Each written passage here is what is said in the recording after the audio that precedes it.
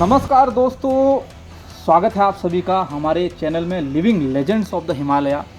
और आज हमारे साथ एक ऐसी शख्सियत है जिनका आत्मविश्वास चट्टान के माफिक है, जिनसे बात करके शायद हमारा आत्मविश्वास भी उतना ही बढ़ जाए। और आप जो देख रहे हैं इस वीडियो को, ये गारंटी देता हूँ कि आपका आत्मविश्वास भी 7वें आसमान पर होगा इस वीडियो को देखने के बाद।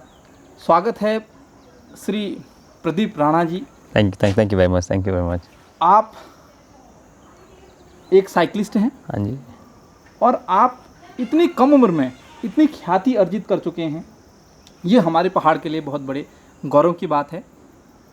आप गरुड़ क्षेत्र के रहने वाले हैं। हाँ जी, बिल्कुल। और देवनाई गांव के आप रहने वाले हैं। हम जानना चाहते हैं आपके अभी तक के अचीवमेंट्स के बारे में, और शुरुआत करते हैं आपके बचपन से। आपका बचपन कैसा बीता? आपको बचपन में आप क्या पढ़ते थे, क्या सुनते थे, क्या देखते थे, कैसा जीवन था? क्योंकि बचपन में ही तो नींव डाली जाती है किसी भी चीज़ की। हाँ जी, तो मैं एक्चुअली स्टार्ट करूँगा। एक्चुअली जो मेरा बचपन रहा वो सेम जैसे हमारे पहाड़ में जो और लोग का है और जैसे और लोग का रहता है वैसे सेम ऐसे ही रहा। तो वो जैसे मैं अपना LKG UKG मैंने अपनी हमारा जो पापा का पिताजी का स्कूल है वहीं से मैंने पढ़ाई की। उसके बाद फिर मुझे मेरे पिताजी ने फर्दर पढ़ाई के लिए मुझे देहरादून भेज दिया। वहाँ पे मैंने अपनी फर्स्ट से लेके अपने प्राइमरी स्कूल की पढ़ाई मैंने देहरादून में की। उसके बाद जो जीवन था मेरा मेरा बहुत कम टाइम मेरा गांव में रहा, और जो मोस्टली टाइम था मेरा वो मेरा देहरादून में बीता। उसमें मैंने पढ़ाई की और अपने वहाँ से शिक्षा ली। सब कुछ करने के बाद फिर मैं वापस घर आ गया था 7th 8th जब मैंने 7th 8th की कक्षा में पढ़ाई करता था मैं घर आ गया था। उसके बाद फिर 7th 8th की कक्षा करने के बाद फिर 9th 10th के लिए दोबारा मैं देहरादून चले गया था। उसके बाद फिर मैं दोबारा घर आ गया था 11th 12th के लिए। तो इसी बीच इधर उधर करते करते मेरा जो माइंड हो गया था इधर डोलने वाला हो गया था, मतलब कि इधर घूमने वाला। तो उसके बाद जो 11th 12th हुआ उसके बाद फिर मैं बागेश्वर पढ़ता था। 11th 12th की बात है, मैं बागेश्वर पढ़ता था।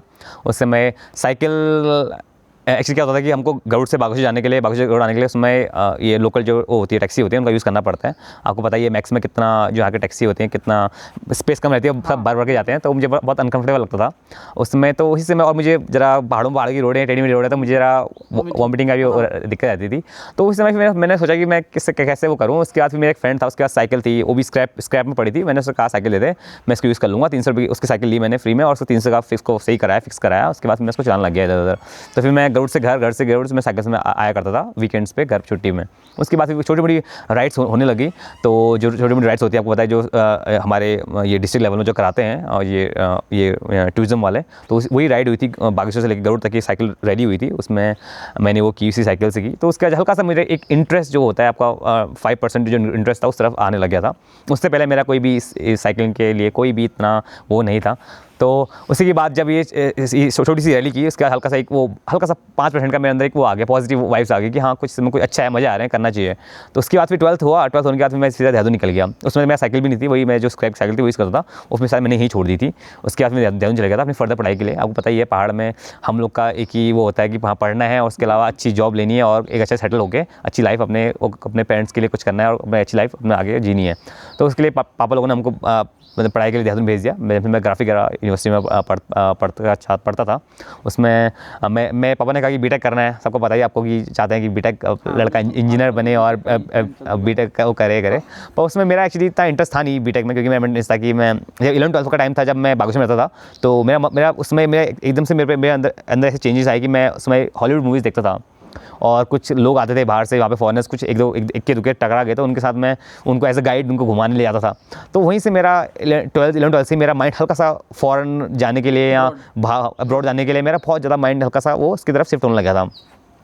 तो जब मेरा 12th पास हुआ उसके बाद मैं सोचा कि मुझे कुछ बाहर को ही ट्राई करना है। तो 12th तक मेरा तक क्रेज़ हो गया था फॉरेन के लिए, अब्रॉड के लिए, कि बाहर ही जाना है। 12th के बाद मैंने फिर से मेरा कॉलेज हुआ, 3 महीने का जो टाइम पीरियड होता है उसमें हमारा सर्टिफिकेट रिजल्ट आता है। उसमें मैंने ट्राई किया कि मैं फॉरेन यूनिवर्सिटी में पढ़ाई करूँ।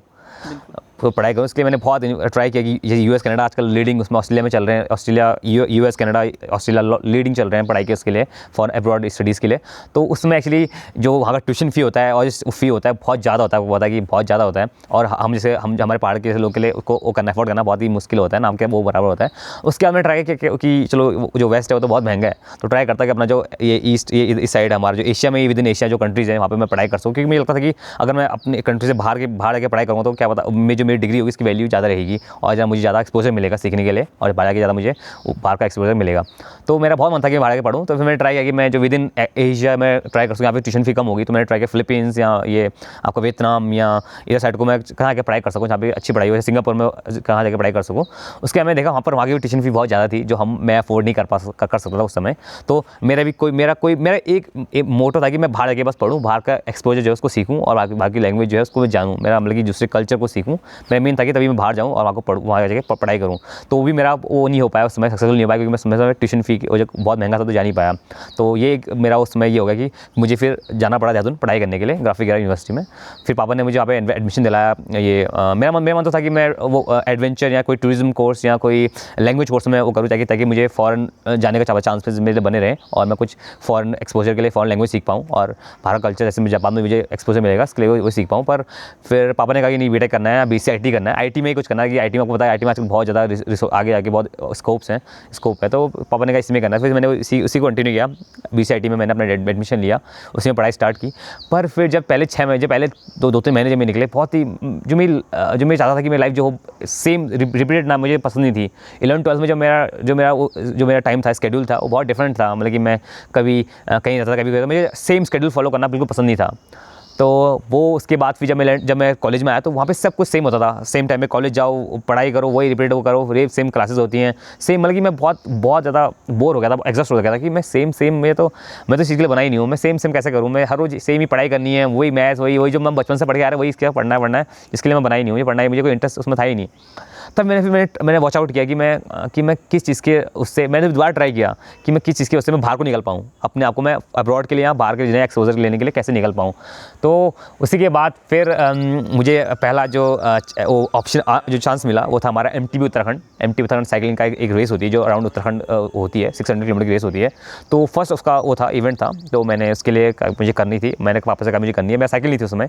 तो मैंने न्यूज़पेपर में देखा, उसका ऐड देखा, पहले 2 महीने पहले देखा था, उसमें मैंने तक गौर नहीं किया। उसके बाद मैंने फिर लास्ट जब कल रेस थी आज मैंने देखा, उस दिन का टाइम था कि हाँ मैंने आज न्यूज़पेपर में देखा कि कल रेस है। तो मैंने एकदम से इससे पहले क्या हुआ था कि उससे 10 दिन पहले मैंने साइकिल ली थी, पापा से बोल के मैंने कहा था कि मैं साइकिल लेनी है, तो मैं साइकिल ले ली थी। तो उसी के बाद 10 दिन के बाद मैंने फिर वो दोबारा वही जो न्यूज़ में पोस्ट आया था, न्यूज़पेपर में आया था कि ये कल रेस है आप। फिर मैं पहले देखा था, फिर मैंने दोबारा लास्ट दिन देखा, तो मैंने कहा कि मुझे करना है। फिर मैंने फटाफट जो उनके ऑर्गेनाइजेशन को कॉल किया कि मुझे कल आना है, मेरी रेस करनी है। ये उन्होंने कहा कि आप तो बहुत लेट हो चुकी है, अब तो कुछ हो नहीं सकता, तो अगर आप आ सकते हो तो कल से 5 बजे से पहले आपको नैनीताल पहुंचना पड़ेगा। उस समय और रात को तो मैं था देहरादून में, तो मैंने फटाफट रात की 4 बजे की बस ली, फटाफट मैं नेक्स्ट मॉर्निंग 4 बजे मैं नैनीताल पहुंच गया। वहाँ मैंने फटाफट इन्वॉल्वमेंट कराया, फटाफट रेस के लिए मैंने वो अपना नाम कराया और फिर 7 बजे हमारी रेस स्टार्ट होने वाली थी। तो उस दिन का टाइम था, फर्स्ट दिन जो मैंने अपना मतलब कि मुझे करना ही था, मुझे निकलना ही था कि मुझे फर्स्ट ऑप्शन था कि हाँ आज मैं फर्स्ट चांस था कि हाँ मैं आज ये रेस कर लेता हूँ तो मेरे लिए लाइफ में कुछ और आगे चेंजेस होंगे, कुछ और अच्छा बेटर होगा। तो मैं फटाफट गया, मैंने उस दिन रेस की, पूरी 100 किलोमीटर कंप्लीट की, नैनीताल से अल्मोड़ा तक की। तो मेरे ख्याल से वो जो पहला दिन था लाइफ का, जो मैं रेसिंग का जो साइकिलिंग उसका जो स्टार्टिंग का जो पहला दिन था वो बड़ा मेरे लिए बहुत वो रहा, बड़ा ही मोटिवेटिंग रहा। क्योंकि मैं रात को सीधा देहरादून से भाग के नैनीताल पहुँचा, मैं कोई सोया नहीं था, कोई रेस्ट नहीं था, सीधा मैंने 100 किलोमीटर मैंने रेस की। और मैं पूरी रास्ते भर मैं नींद आती रही, मुझे इतना अपील करना था, पर मैं बहुत ज़्यादा थक गया था उस समय। तो ये तो था मेरा कुछ वो है, मैं बहुत ज़्यादा वो बोल रहा हूँ एक्चुअली। तो ये है कि उन्होंने किस तरह से साइकिलिंग में पदार्पण पदार्पण किया, बारे में बेसिक जर्नी थी। अब दोस्तों एक चीज़ जान लो, विदेश जाने के लिए फ़्लाइट ही नहीं लेनी पड़ती, कई बार साइकिल से भी इंसान जो है कई देशों की यात्रा कर सकता।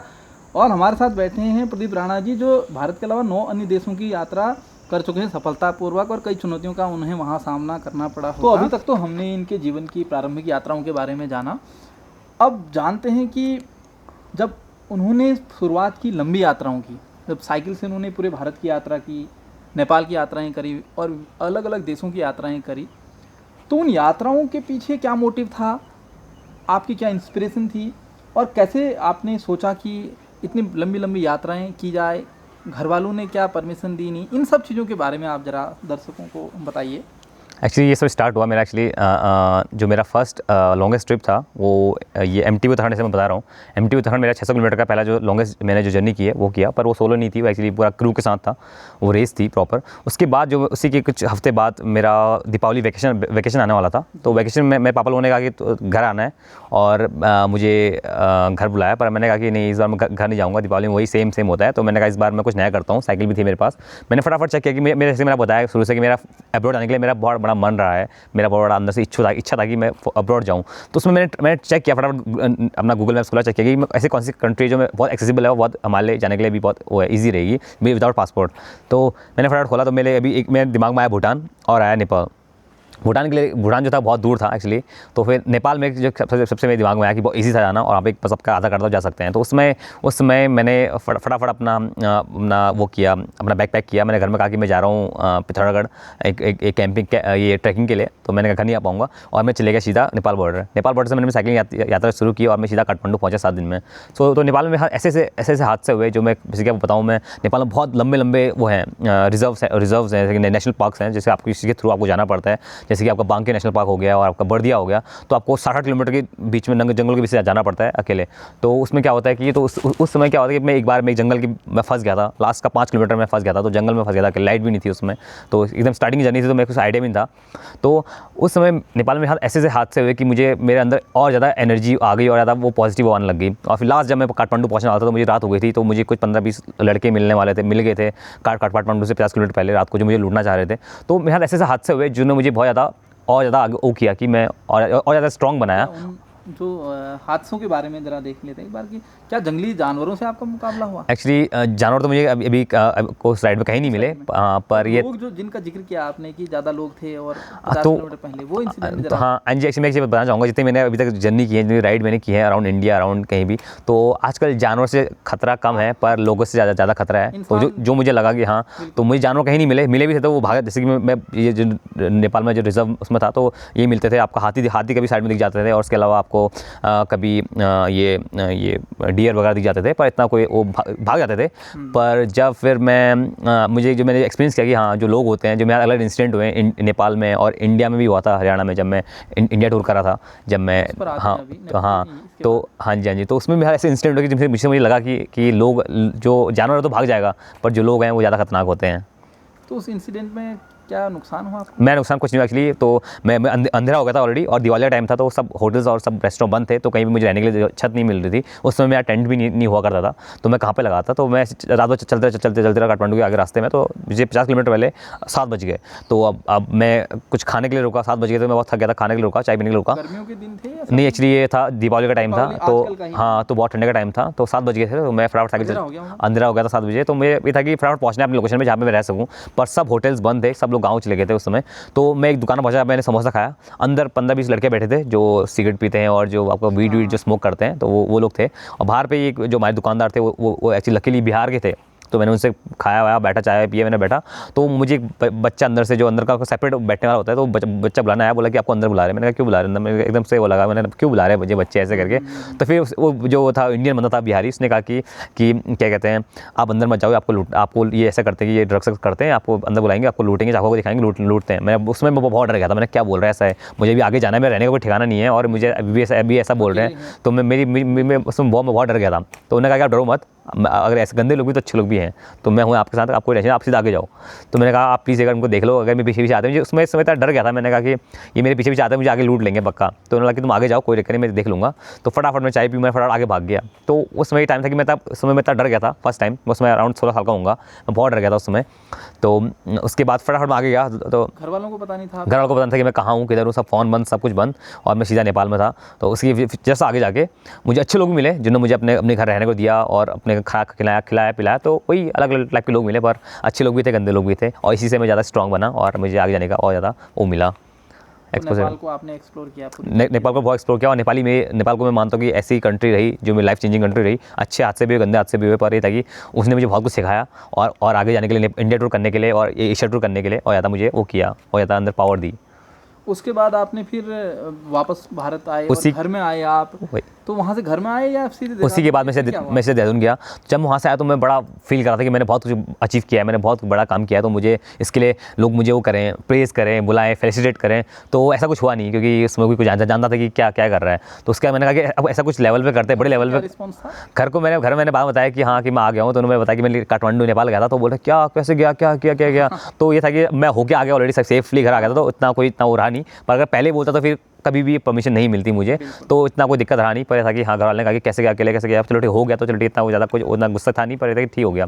तो उसी का मैंने कहा कि अब कुछ बहुत बड़ा करते हैं, जिससे मुझे एक वो मिल जाएगा, जब लाइमलाइट मिल जाएगी और मैं लोग जाने कि मैं जो काम करते हैं इतना ईजी नहीं रहता है।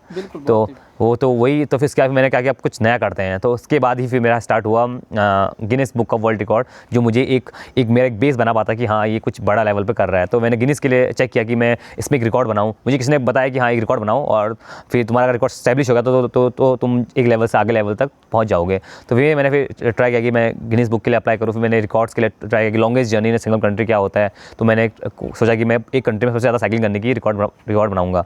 उसके बाद फिर मैंने रिकॉर्ड के लिए अप्लाई किया, 5-6 महीने लगा, पेपर होते 5-6 महीने बाद मुझे गिनीज बुक से अप्रूवल मिला। उसके बाद फिर मैंने स्टार्ट किया अपना राउंड इंडिया साइकिलिंग, जो गिनीज बुक का जो ट्रिप था वो स्टार्ट किया।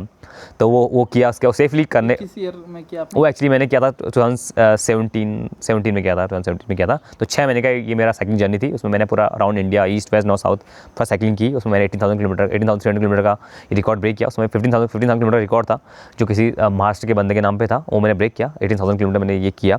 तो उस समय ये रिकॉर्ड मैंने सक्सेसफुली ब्रेक करके मैं घर आ गया था, और मेरे कॉलेज ने मुझे बहुत सपोर्ट किया इसके लिए। और उसके बाद और पहाड़ी लोगों ने बहुत सपोर्ट किया। जब मेरा, आपको पता है कि इस जो लंबी यात्रा होते हैं, इसके लिए आपको फंड बहुत इंपॉर्टेंट होता है। तो अपने पहाड़ के लोगों की वजह से ही, और अपने जो लोग थे उनकी वजह से ही ये सब कुछ पॉसिबल हो पाया। और ये मेरा इंडिया टूर और इंडिया में जितने मेरी साइकिलिंग जर्नी रही, ये इसका वो है। तो इंडिया टूर में जो चुनौतियाँ आपको मिली, जी, आप अलग अलग क्षेत्रों में गए, अलग अलग हिस्सों में गए, कहीं पे लैंग्वेज की प्रॉब्लम आई होगी, कहीं फूड वगैरह की प्रॉब्लम आई होगी, कहीं पे ऐसे वायलेंस वगैरह का सामना करना पड़ा होगा, तो उसके बारे में थोड़ा सा ब्रीफली। तो एक्चुअली ऐसे आपको पता है हम पहाड़ से हैं, तो पहाड़ में एक पतली सी रोड होती है। यहाँ पे अगर आपको कहीं मुड़ना है तो सीधा आपको निकला सीधा मुड़ गए, ऐसे करके देखना है, वो ज़्यादा दिक्कत नहीं है। पीछे देखा सीधा मुड़ गए। तो पहाड़ों में तो कोई दिक्कत नहीं, कि खाली रोड, ऑलमोस्ट खाली रोड रहती है, ना कोई दिक्कत नहीं रहती है। तो आप ऐसे आप दिल्ली बड़ी बड़ी सिटीज़ में एंटर करते हैं जैसे, तो आपको पता है कि आप 2-3 लेने की सड़क होती है, इतनी बड़ी बड़ी हाईवेज होते हैं। तो आपको अगर इस लेन से उस लेन में क्रॉस करना है, तो आपको देखना पड़ता है, सोचना पड़ता है कि करो नहीं करो। तो वो मेरे लिए बड़ा चैलेंजिंग था। उसके बाद फिर GT ग्रैंड ट्रंक रोड मैंने साइकिलिंग की, जो बहुत लंबी रोड होती है, जहाँ पे बड़े बड़े ट्रक्स चलते हैं। तो उन जब मैं साइकिल चलाता था, मेरे बगल से ट्रक गुजरती थी, सुई करके आवाज़ आती थी, मैं हिल जाता था पूरा। तो वो मेरे लिए बहुत चैलेंजिंग था, बहुत डर लगती थी कि कब मुझे पता नहीं चलता कि मुझे कोई ठोक दे, मैं कब वो होगा मेरा। तो मुझे बहुत डर लगती थी उस समय कि कितना खतरनाक से बहुत फास्ट चलाते थे वहाँ पे, क्योंकि आपको पता है साउथ में पूरे स्ट्रेट हाईवेज हैं। तो आप लोग बिल्कुल जो गाड़ी जाते हैं बिल्कुल एक स्पीड में जाते हैं, बहुत तेज़ स्पीड में जाते हैं। तो वो मेरे जरा बहुत डरावना था कि जब मैं हाईवेज पे था और गाड़ियाँ बड़े बड़े ट्रक्स निकलते थे, और जब तीन लेन होती थी, तो एक लेन से अगर आपको कहीं मुड़ना है तो कैसे वो सोचना पड़ता था कि कैसे मुड़ो, कब मुड़ो, क्योंकि जब गाड़ी स्पीड से जा रही हैं और आपको फिर मुड़ना है तो बड़ा चैलेंजिंग लगता था मुझे। तो ये एक ये था डिफरेंस था, पहाड़ और एकदम से नए जर्नी करने में डिफरेंस था। उसके बाद लैंग्वेज में ये था कि हाँ साउथ में जरा आंध्रा में और तमिलनाडु में वहाँ पे जरा उनकी लैंग्वेज थी, तमिल और तेलुगु बड़ी डिफरेंट थी, तो वहाँ हिंदी भी बहुत कम बोलते हैं। इवन जो साइन बोर्ड्स होते हैं, जो बोर्ड्स होते हैं, सब कुछ उन्हीं की लैंग्वेज में होते हैं। तो वहाँ भी मुझे दिक्कत हुई। इवन इंग्लिश भी हल्का फुल्का वहाँ पे चला, जो मेन सिटीज़ वहाँ पे इंग्लिश हल्का हल्का चलता था, पर ये कि ऑलमोस्ट जो रिमोट एरियाज़ हैं वहाँ पे इंग्लिश नहीं चलता था। तो बहुत दिक्कत हुई मुझे वहाँ पे। और खाने के लिए भी खाना बिल्कुल डिफरेंट था। जब हम मॉर्निंग ब्रेकफास्ट करते हैं, उनका वो डिफरेंट होता है, उनका वो डिफरेंट, तो बहुत चीज़ डिफरेंट होता था, पर ठीक था वो सब। हाँ, वही मुझे करना था, तो हुआ मेरे साथ, तो उतना कोई वो नहीं रहा, बहुत अच्छा रहा। उसके अलावा लोग भी बहुत अच्छे मिले, जो बहुत सपोर्टिंग करते थे, इंकरेज करते थे कि हाँ तुम ये कर रहे हो, बुलाते थे, खिलाते थे, पिलाते थे, और इवन स्टे के लिए हमको इनवाइट करते थे। बहुत अच्छे लोग मिले। तो और जो कुछ रूड लोग भी मिलते थे, जो हमारे साइकिलिंग करे तो बैड कमेंट्स पास करते थे, और इवन हमारे पीछे साइकिल गाड़ी ले लेके पीछे फॉलो करते थे। तो ऐसे लोग आंध्रा मिले मुझे, ऐसे लोग जो मेरे पीछे फॉलो कर रहे हैं कि हाँ कहाँ से आया, क्या आया, तो फॉलो भी करते थे। तो ऐसा कुछ हुआ नहीं, पर ये 10 किलोमीटर पीछे फॉलो करे, साइकिल दिखाओ, ये दिखाओ, चश्मा दिखाओ, ये दिखाओ। तो मतलब ऐसे करके बहुत ऐसे लोग मिलते थे, मतलब ये होते हैं ना रास्ते में जैसे जो होते हैं ऐसे लोग मिलते हैं। तो ऐसे के लोग मिले, पर अच्छे लोग भी बहुत थे। उसके बाद फिर मैं आते जब हरियाणा और हिमाचल के बॉर्डर में था, तो वहाँ पे मेरा एक हादसा ये हुआ कि 3 लोग मेरे आगे से एकदम से आए, मेरे हमने बाइक रोकी और मेरा जो सामान था जीपीएस था, बाइक में 3 लोग? हाँ 3 लोग थे। एकदम से मेरे हमने आगे एकदम से ब्रेक मार दिया, मिला कोई गलती से हो गया होगा, एकदम से आगे मेरे साइकिल पकड़ दी, मेरा सामान पकड़ दिया। मुझे लगा कि क्या हो गया इनको, तब मुझे फिर मैं जीपीएस खींचने लग गई। जीपीएस मेरा एक्चुअली वो था डेटा जिसमें मेरा डेटा वो होता है, गिनीज बुक जो होता है, गिनीज बुक को आपको एविडेंस देना पड़ता है कि आपने राइट सही में किया, तो वो आपको प्रूफ कर पाते हो बस आपके जीपीएस के थ्रू। तो जीपीएस बहुत इंपॉर्टेंट होता है, उसका कॉस्ट अराउंड 40,000 की होती है। तो वो मेरे साइकिल के आगे लग रहता है और उसमें सुबह स्टार्टिंग जब मैं राइड स्टार्ट करता हूँ उसको ऑन करना पड़ता है, जब एंड करता तो ऑफ करना पड़ता है। उसमें आपके जो विद इन आपको साइकिलिंग ड्यूरेशन में सब कुछ उसमें आपको नोट हो जाता है, कितनी साइकिलिंग की, कितना किलोमीटर से की, कितना टाइम ड्यूरेशन लिया, तो सब कुछ आपका जीपीएस के थ्रू हो जाता है, तो ट्रैक होता है। तो वो लूटना चाह रहे थे, तो वो लूटने के लिए आए, मैंने उनका हाथ पकड़ लिया, बोला इसको मत ले जाओ, ये मुझे बहुत इंपॉर्टेंट है मेरे लिए। तो ऐसे करके जरा वो ऐसे बाइक हिलाने, साइकिल हिलाने लग गए और ऐसे करके फिर मेन इवन वही हाईवे था, दिन का टाइम था, फिर आगे पीछे लोग आए, हॉर्न मारी, जरा उनको जब वो डरने लगे तो भागे। इवन मेरा वो था विंचेटर था, वो लेके चले गए, आगे फेंक दिया कि कुछ काम का नहीं है, देखा फेंक दिया वहीं।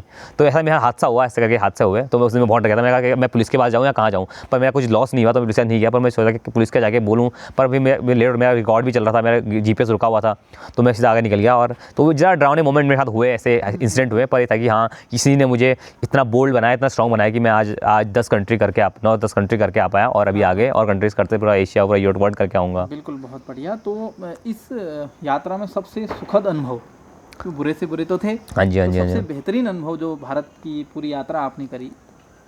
तो जो मैं आपको सबसे सुखद ये बताऊंगा कि देखिए आपको पता है हमारा इंडिया जो बहुत वाइड है, बड़ा है, बहुत डाइवर्स कल्चर है, हर टाइप के आपको, हर रिलीजन से लेके आपको हर टाइप के लोग मिल जाएंगे। तो जब मैं असम में था, तो असम में मुझे कुछ मुस्लिम कम्युनिटीज़ मिली, एक अंकल मिले, अल्लाह तुमको सही सलामत घर पहुँचाए, तो ऐसा मुझे उनसे ये वो मिली, ब्लेसिंग मिली। और जब मैं किसी सिख से मिलता था, तो सिख बोलते थे कि आपको वाहेगुरु आपको सही से सलामत घर पहुँचाए।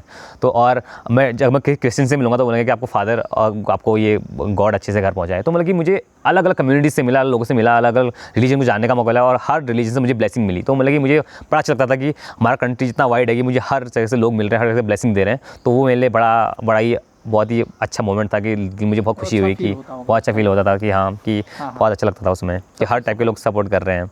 वही। तो इंडिया टूर करने के बाद आप फिर घर आ गए? हाँ जी। या फिर अपने जहाँ भी कॉलेज में आ गए?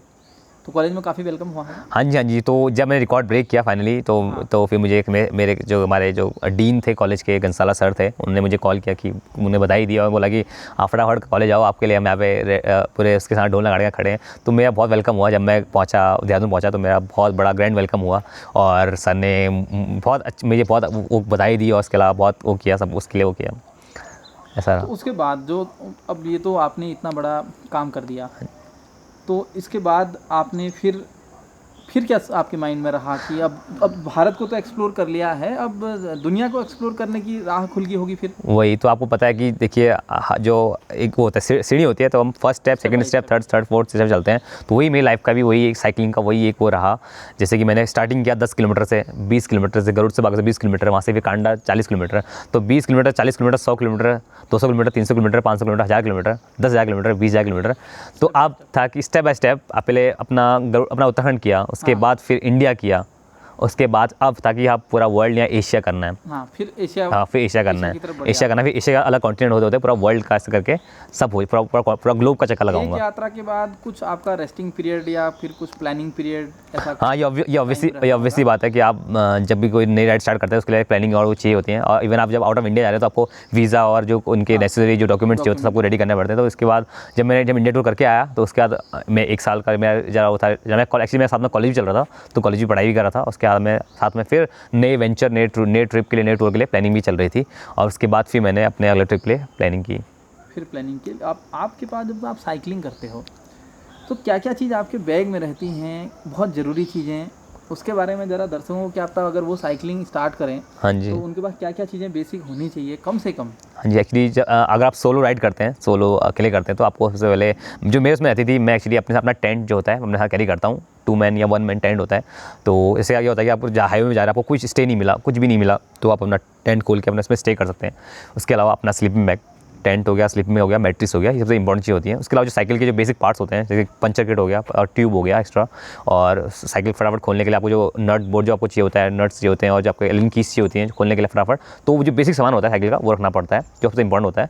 और इसके अलावा फिर ये और आपके एक दो आपके जो कपड़े होते हैं फटाफट जो आप चेंज कर सकें, स्पेयर कपड़े जो कपड़े रख सकें लाइट वेटेड, वो रखते हैं। और इसके अलावा एक विंड चीटर, जो फटाफट आपका कभी ठंड हो गया तो आप एक वेदर में जाते हो फटाफट आपका वो कर ले, वो तो जितना भी हो सके आप मिनिमल मैं सामान कैरी करता हूँ और लाइट वेटेड सामान कैरी करता हूँ।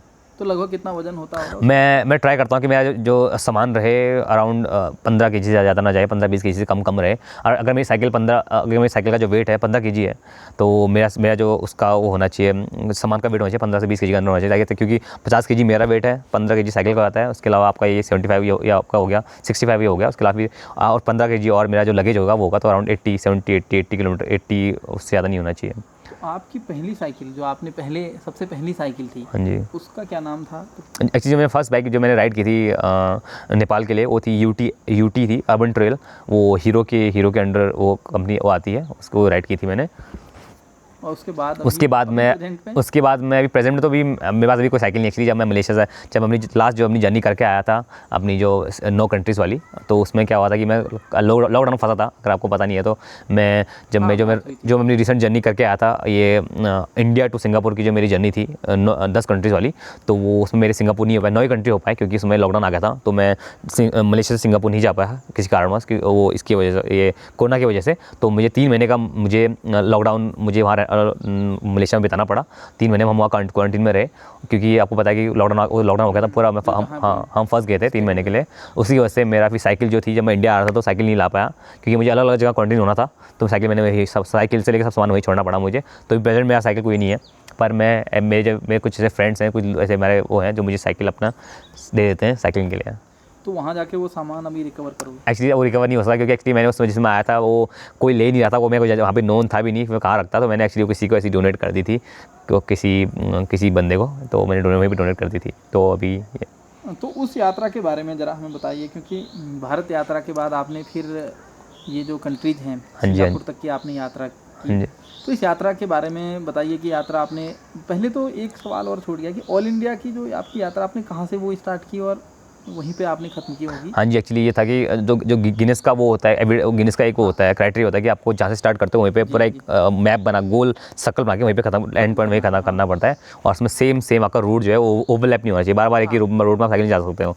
तो ये भी था, तो उसी के लिए मैंने पहले एक पूरा मैप बनाया अराउंड आपका पूरा कोस्ट इंडिया का। तो स्टार्ट किया मैंने देहरादून से मैं फिर उत्तराखंड से उत्तर प्रदेश से बिहार से फिर वेस्ट बंगाल, सिक्किम से फिर आगे असम से फिर अरुणाचल, हाँ, और अलॉन्ग द कोस्ट बॉर्डर, हाँ, आउटलाइन जो बॉर्डर पर फॉलो किया। फिर अरुणाचल से फिर नागालैंड से फिर ये मणिपुर, मिज़ोरम होते हुए आपका फिर ये मेघालय होते हुए वापस मैं सिलीगुड़ी आ गया था कॉरिडोर। वहाँ से फिर नीचे कोलकाता होते हुए फिर नीचे में ये आपका उड़ीसा की तरफ, फिर आंध्र तमिलनाडु हो गया। फिर लास्ट में कन्याकुमारी टच करके वापस फिर केरला से होते हुए पर ये महाराष्ट्र होते हुए और ऊपर को आते राजस्थान होते हुए, जयपुर होते हुए सीधा मैं हिमाचल आ गया था। वहाँ से सीधा फिर दिल्ली होते हुए सीधा घर।